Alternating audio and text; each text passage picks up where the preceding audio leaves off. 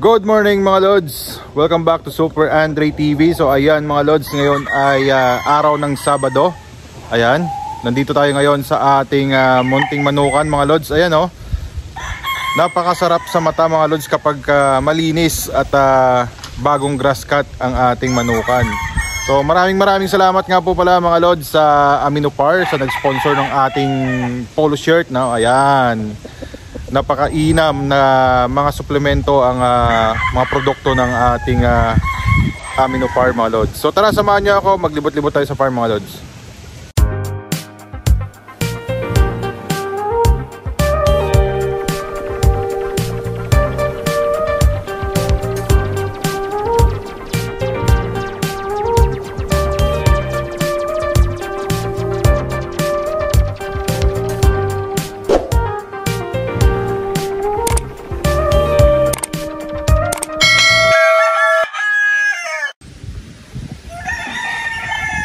Ayan mga Lods, ang ating manukan ngayon. Bagong grass cutter lang yan mga Lods, no? Kahapon ng hapon, hindi natapos ni hapon, no? Si hapon na ang kinuha nating taga grass cut mga Lods dahil nga nasira ang ating grass cutter. So ang ating kapitbahay naman ay meron siyang grass cutter at syempre para magkaroon na rin siya ng konting hanap buhay, pinapakyaw ko na sa kanya to mga Lods, no? So doon sa kabila naman ngayon nagka-grass cut. Katatapos niya lang dito, lumipat siya sa kabila. So papakita ko pala sa inyo mga Lods, no, ang ating pinaparapol. Ayan, sa mga subscriber natin dyan mga Lods, no, sundan nyo na rin ako mga Lods sa aking Facebook page, no. Araw-araw tayong may update doon. So ayan, hindi lang ako lalapit doon sa manok na yon, pero ayan siya, nakasilong siya sa ilalim ng tipi niya. Ayan mga Lods, oh. Yan yung ating Super Andre White Cross sa White Choco mga Lods. Ayan, ipapamigay natin yan, no. Dahil dito mga Lods sa ating munting manukan ay unti-unti ko nang ina-out talaga lahat ng mga naka-cord dito in preparation sa upcoming early bird season. Ayan, para makapagtali naman tayo ng marami-rami dito mga Lods. So ayan ngayon ang view niyan mga Lods, oh. Ang sarap sa mata. Ayan. So tara, silipin natin mga Lods ang ating breeding area naman. Ayan, punta tayo doon mga Lods. Ito, bago tayo pumunta doon mga Lods, yan ang seed fowl natin, no, ng Super Andre Whites over Inyo DC Dome na requested sa atin ng ating hunter dati na si Chris, no? Ayan, so napakahirap talaga mga Lods, no, palaki ng inbreed, no? Ayan, out of 10 chicks mga Lods, meron tayong 4 na stag at 5 babae. Ayan, sa 10 magkakapatid mga Lods, isa lang ang napabuhay natin talaga na maayos, no? Nakal natin ng mas maaga yung mga kapatid niyan kasi talaga pag inbreeding mga Lods, maraming lumalabas na abnormalities talaga. So siya lang ang nabuhay natin na class A na intended talaga na pang brood stag. Napakaganda ng body conformation niyan, ng bone structure niyan. So out of 5 stags, siya lang talaga ang napili natin para gawing materyales. So ayan, tara samahan nyo ako mga Lods, punta tayo sa ating breeding pen. So ito, hindi pa tapos to, binawalis-walisan pa ni Popo yan. Medyo nagpahinga lang dahil nga medyo sumikat na yung aring araw mga Lods, no? Ito mga Lods, ayan ang ating pen number 1 yan mga Lods, no? Ang nakalagay dyan dati mga Lods ay ang ating claret, no? Pa 3/4 na claret. So pinull out ko na yon mga Lods. Quota na tayo dun sa itlog noon naka 15 eggs na per hen. Ngayon nilipat ko naman dyan ang ating yellow-legged Dutch. Ayan, straight na yellow-legged Dutch yan mga Lods. Ayan, so dito ko siya nilagay para sa gabi mailawan siya. Kasi yung dun sa kabilang linya, ayun, kung makikita nyo sa mga 4x4 na yan mga Lods, wala nang ilaw dyan. Hindi na inabot ng aking pagwawiring. So dito na lang ako, may linya ng ilaw talaga. Ayan, so advantage yan mga Lods, no, yung paglalagay ng ilaw sa gabi. Tawag dyan ay pag-i-extend ng daytime. So mas nagde-develop pa yung kanilang pag-iitlog at mas napaparami natin yung pag-iitlog nila. Then ito naman mga Lods ang ating Golden Boy sweater. Ayan, Dati rin nakalagay dyan mga lods ay yung Super Kelso ni BTX, no? Pen number 2 yan. Pero dahil nilipat natin mga lods para hindi malito yung ating tao, ay kung ano yung numero talaga niya, yan pa rin ang nilagay natin. So instead ng number 2, 13 na yan. Kasi yan ang egg markings natin, 13. Tapos kaakibat niyan yung kanyang record doon sa ating record book, no? Nakalagay yan doon kung sino yung broodcock, sino yung brood din. Ito naman, marami na rin to mga lods, yung ating Pulse Spark Gray, ayan, no? Marami na rin itlog yan mga lods, no?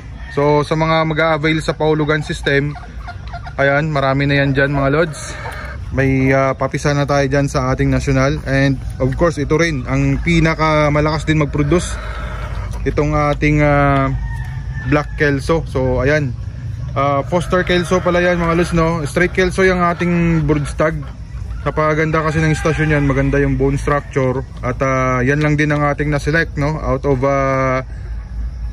7 na magkakapatid na stags, no? Yan lang na-select natin para gawing brood stag. Yan ay Cardinal Kelso mga lods, no? Ni George Foster. Straight Kelso yan, George Foster Kelso by John Bishop Kelso. So pinarisan natin ng Argo Black yan. Dito namang ating raw balls mga lods, no? Ito hindi ko alam kung ano nagiging problema nito. Yung mga itlog nito halos 50% mga deformed mga lods, no? So hindi na natin sinama sa ating incubator. Ayan. And then yun, yung ating mga whites, no? Ayan, malinis ngayon talaga manukan. Sarap sa mata mga lods kapag masipag ang tao mo at tutok na tutok, no? Ito naman ang ating 5K sweater. Ayan, straight na 5K sweater. Single mating lang yan mga lods, no? Pang materials natin. So dito baka hindi muna tayo mag-out dyan mga lods. Mag-iipon muna tayo ng 5K sweater. Then ito naman sa gitna, yung ating Gilmore. Ayan. And yun, battle cross to mga lods, no? 5K sweater sa Yellow-legged Dutch Robles. 3-way cross yan mga lods. And yung ating Claret and Super Kelso, nilagay ko na dun sa dulo. Ayan, kahit na kaunti-unti na lang yan sila mag-iitlog dahil kuta naman na tayo mga lods, no? Magkukulik lang ako dyan para sa ating last batch na. So ayan, dito naman tayo sa ating kusina mga lods. Nandun naka-stack yung ating itlog eh. So marami-rami na rin yan mga lods. Yun o. Yan, mga unti-unti pinulot ko na yung ibang materialis natin mga lods na puti. Madami na rin masyado yan. So ito pala mga lods, oh. Isa, dalawa, tatlo, apat na tray, maigit magli-5 tray. 5 tray na yan mga lods, no? Yan ay 6 na araw naming nako-collect. 6 days egg collection yan. So hindi na ako naglalagay sa chiller niyan mga lods. Ito meron naman tayong ref. Hindi na ako naglalagay sa chiller ng mga itlog natin kasi 8 to 10 days lang naman yan mga lods, no? Isasalang na natin sa ating incubator. Yan, ito yung ating farm, napakaganda. So lipat tayo dun sa kabila naman mga lods dahil ongoing yung pag-grass cutter ni Hapon doon. Silipin natin kung anong update dun sa kabila.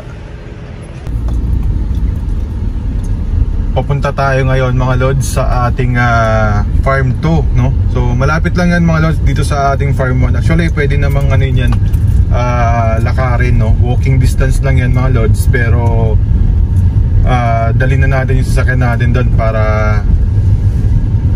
hindi tayo mapagod kakalakad. Yun, no? Pagod sa kakalakad pa talaga, no? Lapit-lapit lang yan mga lods, sa kabilang area lang yan. Ayan. Silipin naman natin doon mga lods yung ating mga cockerels sa range. And syempre yung ginawa nilang paglilinis dyan dahil pinutol na nila yung mga sanga-sanga ng mangga. And nagagrass cutter na din dyan mga lods, no? Si Hapon. So ayan, tara pasok tayo. Ito lang mga lods, no? Yung gate na yan. Ayan, yung pader na yan. Tapos may gate yan na kulay green. Ayan, dyan tayo nagre-range kasi mga lods. At meron tayong maliit na extension ng ating cording dyan. Pasok tayo. Meron, may tao na kaya dyan, Kurt? Si Hapon eh, nag-grass cut si Hapon, oh. Hindi si Hapon mag-grass cut, ha. Parang kailan lang yan, kanina lang yan, ha. Ha?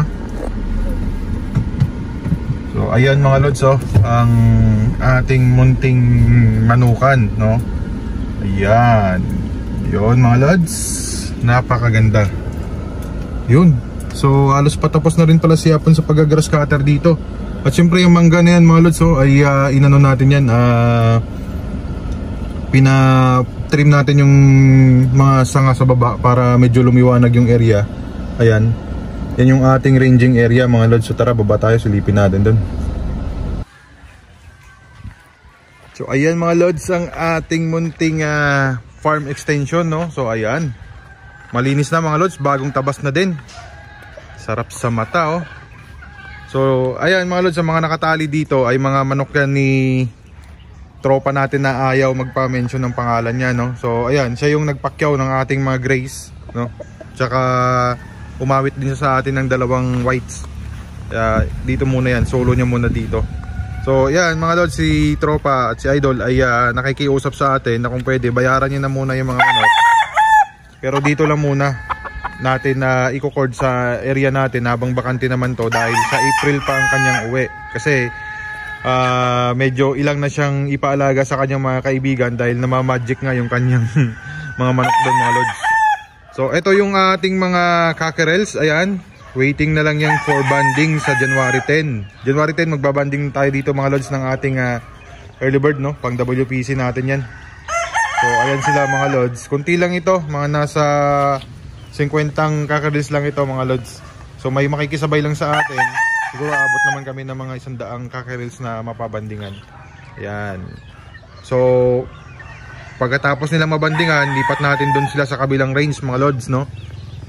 Medyo madumi lang ngayon yan dahil nga nagpa-trim tayo ng puno ng mangga para umaliwalas naman, no? So yung mga sangang nasa bandang baba, ayan, pinaputol na natin yan mga lods para medyo umaliwalas yung area at para tamaan na din yan ng sikat ng araw ang lupa sa loob. Kasi pangit mga lods kapag masyadong shaded siya ng puno, no? Bukod sa hindi natutubuan ng damo, hindi rin nasisikatan ng araw, mas maganda talaga na kahit paano may direct sunlight na tumatama sa lupa para at least mabawas-bawasan, no, ang bakterya dyan. So ayan, ito mamaya ititrim na rin natin yan, yung punong mangga na yan, para din gumanda yung area nila. So ayun lang mga lods, maraming salamat po sa pagsubaybay kay Super Andre Game Farm. Ayan, Happy New Year sa lahat, and ingat po tayong lahat mga lods.